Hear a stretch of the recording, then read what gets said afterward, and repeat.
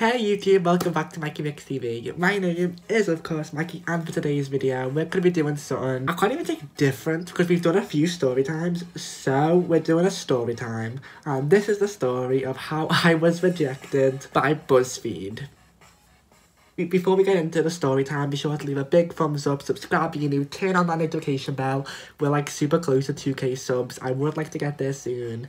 Help a guy out. Anyway, let's not delay and get right into it. I want to emphasize though that this isn't me being bitter. Like, the whole experience was very pleasant. The people were lovely. I'm making this video to help people because there's not a lot on Buzzfeed interview experiences on YouTube. So why not? Let's go. This story begins in April, I believe it was. I was on my phone, as I always am, and I got a Facebook notification saying that a friend had tagged me in a post. A few minutes later, another friend had tagged me in the same post. Shout out to Georgia and Hope, hi! Yeah, it was basically an advertisement for Buzzfeed UK looking for interns, aka fellows, for their fellowship program. A 3-month paid internship in Buzzfeed's offices. For me, it would have been over in London. Yeah, you know, quite a big opportunity. So I looked through it. At first I was like, do I want to do this? Will I get this? Is there a point even doing this? I slept on it and then applied for it because I thought I've got nothing else to lose. The application process is pretty simple. You basically create an account on BuzzFeed Community. If you don't know what that is, it's basically a part of BuzzFeed where anyone can create content for them, like articles, quizzes, memes. If you're lucky, it can become featured by BuzzFeed. You have to make 2 posts on anything that you want. I decided to take it up a notch and make 5 posts. I did a quiz on what type of YouTuber you'd be. I did a quiz on which Drag Race Season 10 queen are you. I did a post on that Twitter account that went low-key viral for faking tweets between Drag Race contestants. I did a post on Drag Race Thailand and why you should all be watching it because it is iconic. And I did a meme compilation of Ms. Vanjie. Ms. Vanjie. Ms. Vanjie. I don't want to blow my own trumpet, but those posts were quite good. The Miss Vanjie one has got over 1.8 thousand views. Yes. The fake tweets one has got over 1.3 views. I was quite happy with those posts. Also on the application you had to do a cover letter, and I really put a lot into the cover letter. I talked about myself, I talked about Buzzfeed, I talked about my uni stuff, I talked about my experience in the media, I talked about YouTube. I talked about a lot. I sold myself in those 2 paragraphs, if I do say so myself. You also have to give your CV in. So I did all that, submitted it, and just thought, okay, if I get it, great. If I don't, nothing gained, nothing lost. A few days passed, I think it was like nearly 10 days passed, and I hadn't heard anything. So I just thought, okay, well that's fine, you know, carry on with life, which is what I always do. I just carry on with life. Because for big stuff like this, I always use my uni email. I had checked my junk mail, at like 2 in the morning, and there was an email from a guy from BuzzFeed asking for an interview, and I was like, damn! This guy probably thought I was like really rude for not replying like that, because, you know, if BuzzFeed sends you an email, you better click reply within seconds, okay? But it wasn't my fault, it was my uni's spam filter. So yeah, I replied at like 2 in the morning and just apologised for the late reply. And then the next morning, we arranged an interview. Initially, I thought I'd have to go down to London from Liverpool, which is quite a distance and quite a bit of dollar. And your boy was very skint that week. Thankfully, the student loan came in that week, so it would have been okay. But at that very moment, I was hocus pocus brocus.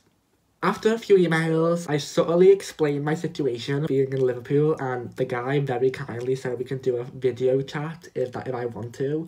And I was like, yes, thank you, that is so kind. It was very kind of him, so I appreciate that more than he probably realises. So we arranged a date to do a video call just under 2 weeks later, and I'll be honest, from that moment on, I was like,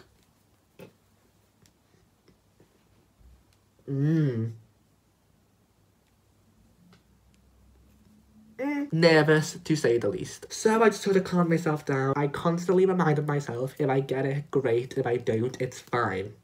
Nothing gained, nothing lost. That's what I believe in for everything, and that's what I believed in here. Okay, we're gonna fast forward 2 weeks later to the interview. Okay, so the interview took place on April 19th, I believe it was, at about 4 in the afternoon. If you're from the UK, you'll know it was super hot that day over here, and I was in this bedroom where I am now. That's where I'd be speaking to them online.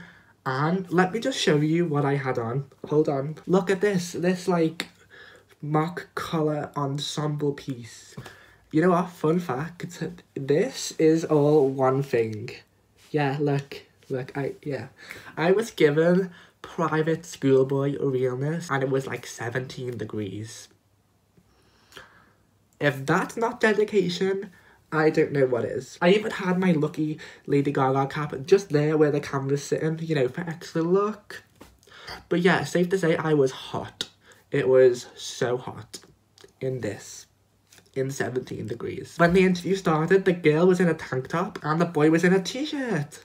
So I was sitting there like, oh, I feel super overdressed now. But then I remembered they already have the job.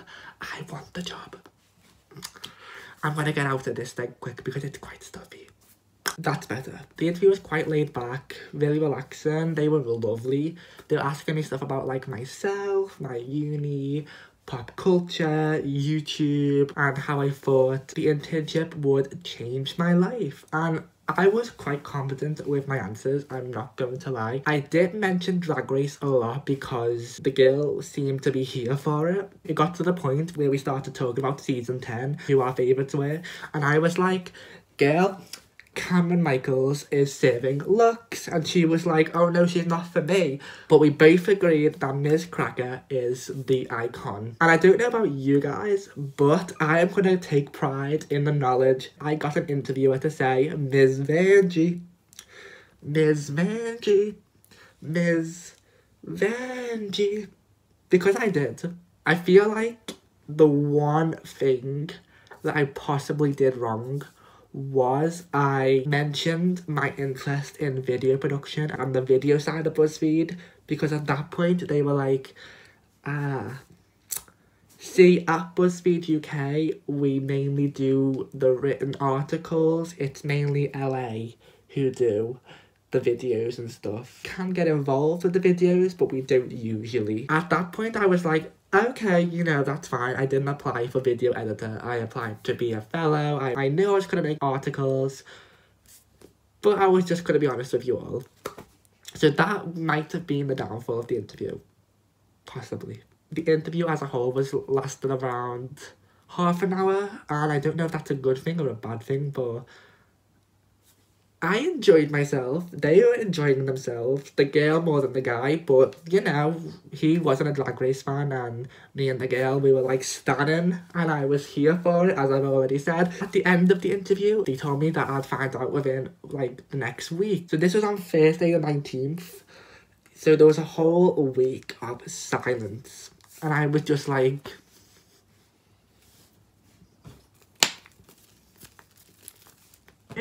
That's what I felt inside. I just wanted to know the outcome so I could just get on with my life. If I was gonna get it, great. I'd probably cry tears of happiness. If I weren't gonna get it, fine. Nothing gained, nothing lost. I just wanted to know. It was the unknown that was killing me inside. Honest to God.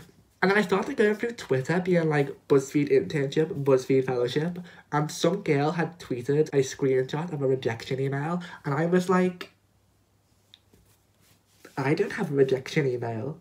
That gave me a little bit of confidence, which was wrong, clearly. Otherwise, I wouldn't be making this video. And then it came to this morning, which brings us to the next part of the video entitled, The Outcome.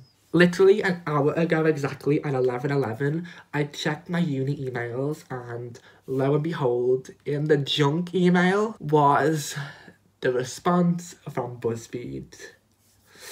Personally, although I got rejected, this is possibly the nicest rejection email I've ever had. So I'm going to read it out to you all because I think it's nice. It reads, Dear Michael, thank you so much for coming in to meet us about the UK Fellowship at Buzzfeed. Unfortunately, on this occasion, we have decided not to proceed with your candidacy. The competition was really strong and we had to make difficult choices with so many high caliber candidates. We really loved your energy and enthusiasm for all things pop culture, and we can't wait to see all of the great things you're going to do with MikeyMixTV. Although we never like to share unwelcome news, we want to let you know as soon as possible. Thanks again for your interest in Buzzfeed, and we wish you luck in your search.